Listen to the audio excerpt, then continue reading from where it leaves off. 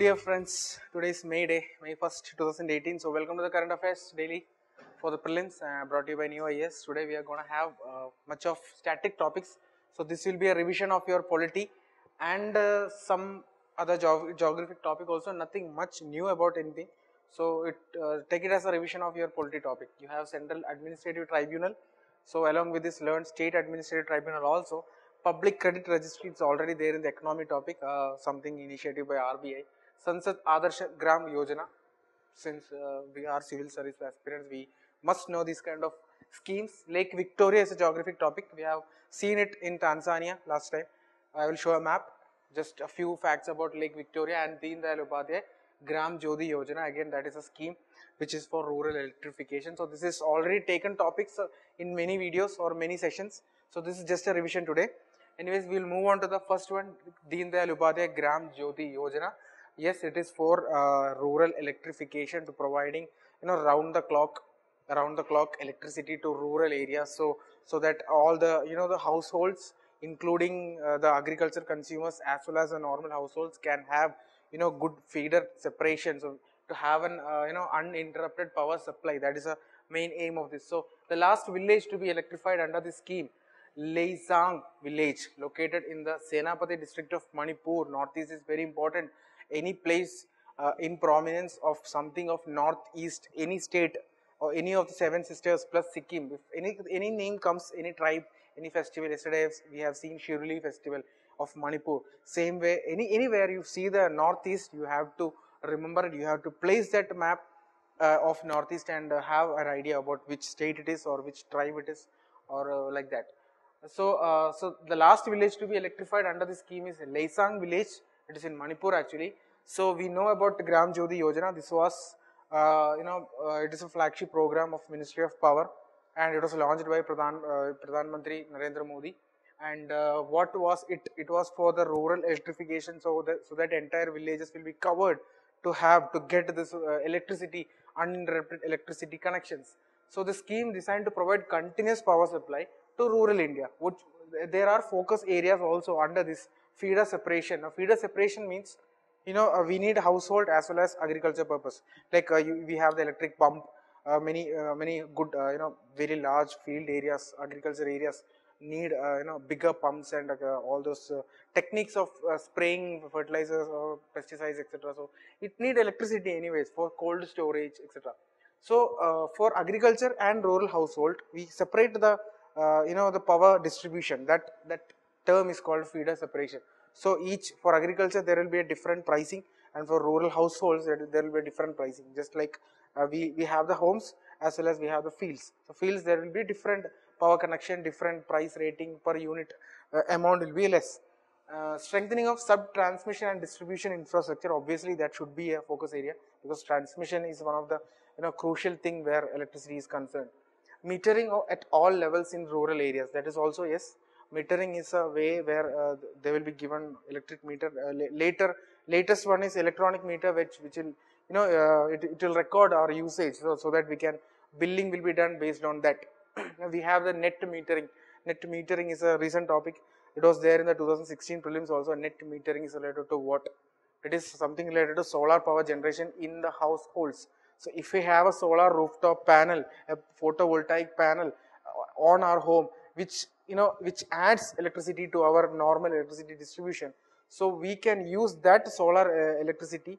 And how much we are using that, if we are using 10 kilowatt hour of solar energy plus the normal electricity power we are getting through our electricity lines, so that much 10 kilowatt will be minused from this, will be subtracted from the normal supply, so that our bill will be reduced. So that technique is called a net metering. I just given a fact, you have to refer it yourself. Net metering, it has already appeared in 2016 prelims.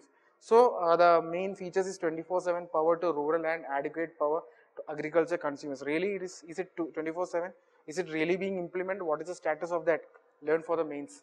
GARV 2 is an app of Ministry of Power. GARV 2, we have seen a lot of apps. Probably Ministry of Power is one of the, is the only ministry which releases most number of apps. We have Tamra, we have Merit app, etc. So GARV 2 is the app for the review, for doing review and what is the real-time data of the the 6 lakh villages where the rural electrification program is being implemented. What is the status of the implementation? What is how much village is left? What is the percentage of implementation? That kind of information real time will be given in Garv 2 app, so that the higher officials as well as citizens of India will have a transparent governance in this kind of thing. So this ensure transparency in the implementation of rural electrification. Now distribution transform, see what is the criteria for a village to become electrified. How we can say that this village is electrified? First of all, at least 10% household, that's enough actually. 10% household at least should have electricity, that is the criteria. So which means that if a village is deemed to be electrified, that doesn't mean entire households will be covered with electricity, no. At least 10% household, that is a criteria. And there should be a separate distribution transformer for that village. Schools, panchayat office, health centers, at least they should be getting this electricity. So these are the criteria which may come in statement, so have a good knowledge about that. Next one is about Lake Victoria. As I've told, it's a geographic topic. The news was that one of the magazines covered that conservation is telling 3/4 of the freshwater species endemic to East Africa's Lake Victoria basin face a threat of extinction. That is the news was about. Now Lake Victoria is in the equatorial region. It is surrounded by, I've told it already, Tanzania, Uganda and Kenya. It is shared by all these three countries. And we know that Lake Victoria is a major source of water to Nile River. Which river is originating from Lake Victoria? That is White Nile. And Blue Nile is originating from Ethiopia, not Lake Victoria. So anyways, we'll see the map. So Lake Victoria is the largest lake in Africa.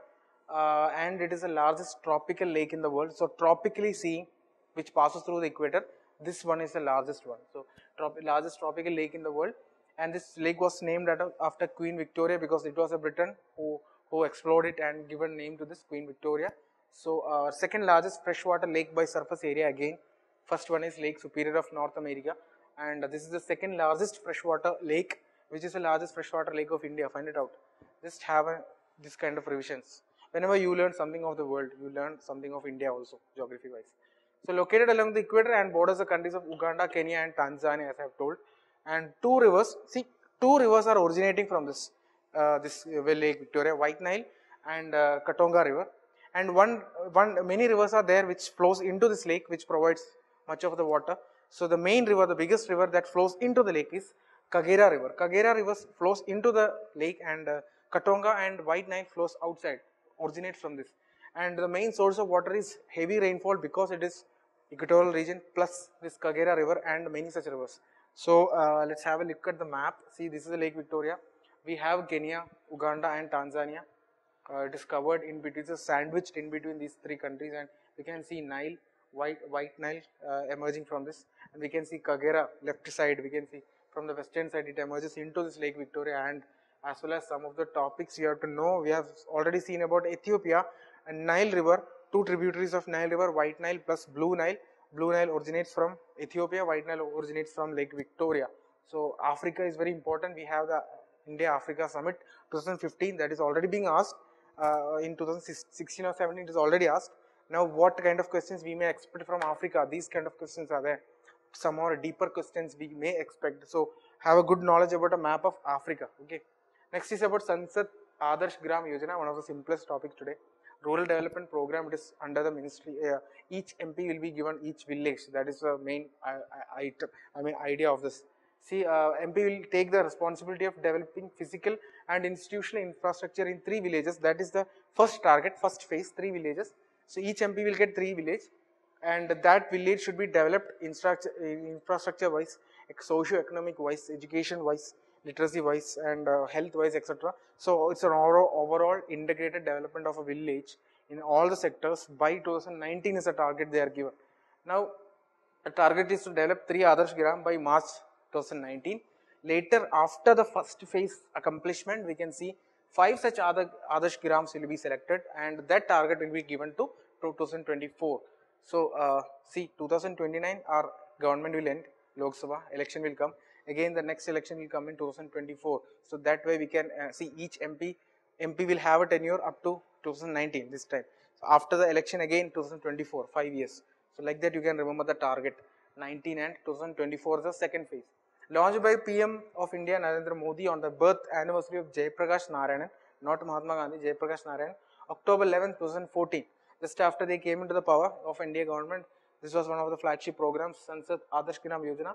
Birth date of Jayaprakash Narayan, 11th October 2014, and overall development, overall integrated development is the ultimate aim of the selected village across multiple areas such as agriculture, health, education, sanitation, environment, livelihood, etc. So all that areas will be covered.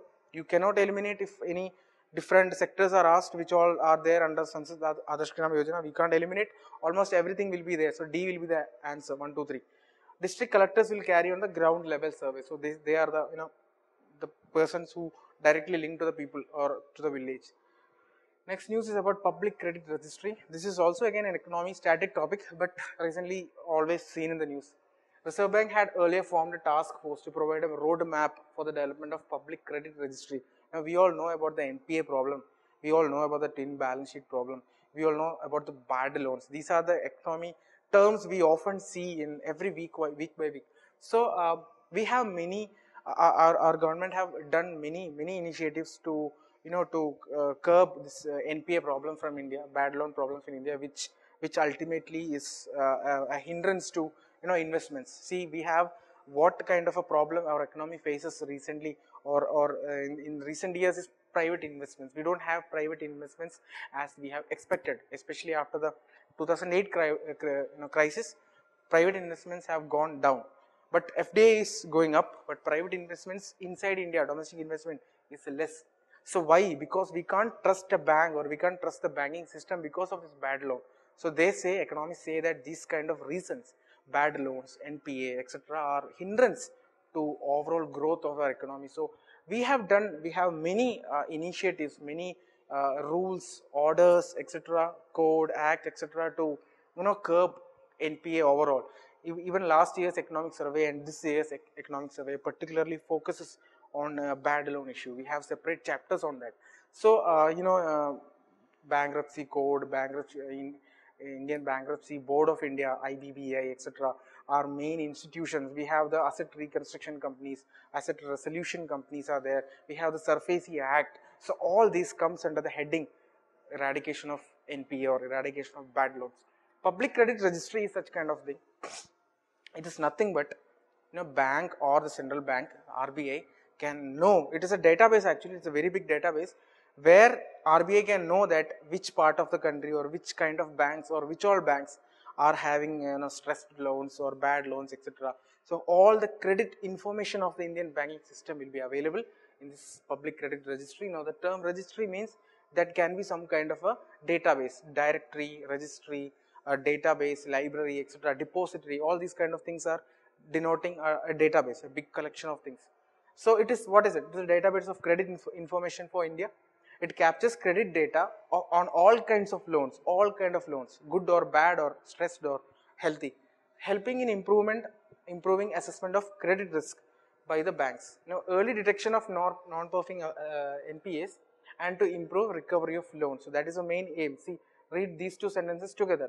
Captures all the data on all kind of loans, and it will help in improving the assessment of credit risk and early detection of non-performing assets (NPA) and to improve the recovery of loans. So ultimate aim is to recovery of loan, convert the bad loan or stressed loan into a good one, make it an asset. Address the information asymmetry between the borrowers and lenders as well as to make the credit market more efficient. See, we have credit rating agencies of India as well as abroad.